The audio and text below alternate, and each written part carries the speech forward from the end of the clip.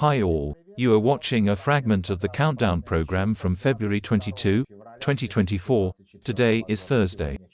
See our full programs on the Patreon resource. And thanks to everyone who is becoming our patrons right now.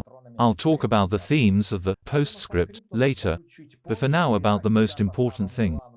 According to military experts, the war in Ukraine has finally taken on the character of a positional war. It is noted that Western assistance to Ukraine has been greatly reduced. The army of the Russians, having received reinforcements, albeit of poor quality, nevertheless began to press the Ukrainian armed forces on several sectors of the front precisely due to their numerical advantage.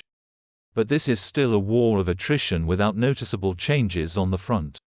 Observers believe several factors could change the course of the war. The first is drones. Drones, sea and air, have the potential to change the nature of war. But by themselves they cannot liberate or seize territory, since this requires infantry and armored vehicles.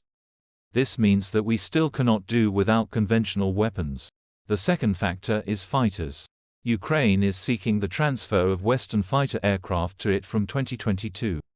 Now Denmark and the Netherlands are promising to jointly supply it with more than 60 F-16 aircraft. In this case, the number of cars plays a big role. Fighters can indeed change the course of the war if there are enough of them to do so. Much has already been said on the topic of military assistance as a third factor of success. Interruptions in the supply of Western ammunition and weapons have already led to the weakening of the Ukrainian army at the front. For example, the lack of ammunition has already led to the fact that the Ukrainian armed forces were forced to leave Avdiivka. Although European aid to Ukraine is growing, the upcoming US elections could lead to a reduction in supplies to Ukrainians. Republicans are drying up the topic of supplies and delaying a decision in Congress, under the influence of Trumpists. The fourth factor is mobilization. They have been talking about it for a long time too. Moreover, if in Ukraine they are arguing about it, then in Russia they are simply waiting with horror after Putin's re-establishment. It looks like both warring sides will be forced to carry out another mobilization. And finally, the economic factor. The economy of the European Union has been restructured in a militaristic manner for a long time. Still, it is market-based and does not work by order, which cannot be said about the cave Putinomics, which in 2023 was put on a war footing by order, and even showed an increase. The reason for the stability of the Russian Federation is in huge budget expenditures.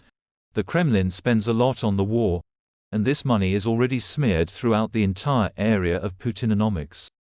Some people get more, and there is a constant struggle for this. Others are doomed to eternal cuts, like, for example, the social sphere. But this cannot go on for long. The militarized schematomics, dependent on budget money, is already overheated and is unlikely to be able to grow at the same pace for long. If the economic crisis itself does not change the course of the war due to its nature as geopolitical hallucinations of the leadership, it may increase social tensions to which the Kremlin and Putin will have to respond. Become our patrons right now and look further in this program. The Kremlin continues to fight. Russia is considering the possibility of refusing to implement the Soviet-American Agreement of 1990, according to which the maritime space of the Bering Strait was demarcated. Grandpa Joe starts to get angry. During an event in San Francisco, he called Putin a crazy son of a Peskov has already reacted and called these statements shameful. The IDF continues its ground operation in the Gaza Strip, while starting to negotiate with residents of the northern Gaza Strip regarding the establishment of local government structures not under the control of either Hamas or the Palestinian Authority. Farmers from all over Slovakia came to Bratislava on tractors to protest. They criticize European bureaucracy, the Green Deal and insufficient protection of European markets from imports from neighboring Ukraine. Watch in the program, Postscript.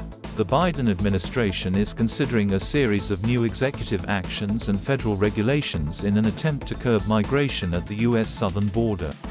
Donald Trump could lose a significant portion of his property if he fails to pay an unprecedented fine for civil fraud in New York. With accrued interest, Trump owes the government nearly $454 million, an amount that will increase by $87,502 every day until he pays. And that is all. See our full programs on Patreon. And thanks to everyone who is becoming our patrons right now. Hugs to everyone. See you tomorrow on Friday Live. Glory to Ukraine.